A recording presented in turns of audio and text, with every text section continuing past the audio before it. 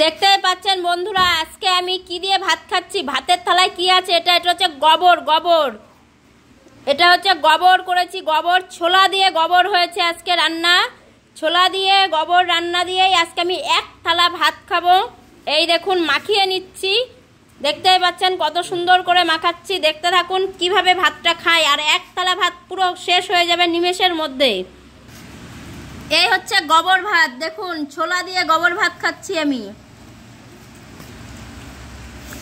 সেই লাগছে, সেই দারুণ লাগছে খেতে, দারুণ হয়েছে।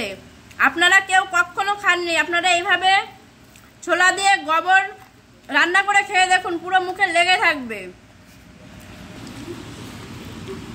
দারুণ লাগছে, ছোলাটাও যেমন খেতে হয়েছে আর গোবরটাও সেই লাগছে খেতে। আপনারা গোবর দিয়ে ছোলা দিয়ে রান্না করে খেয়ে দেখুন, খুব ভালো লাগবে। আর ভিডিওটা শেয়ার করে দেবেন, বেশি বেশি করে শেয়ার করে দেবেন, লাইক কমেন্ট শেয়ার।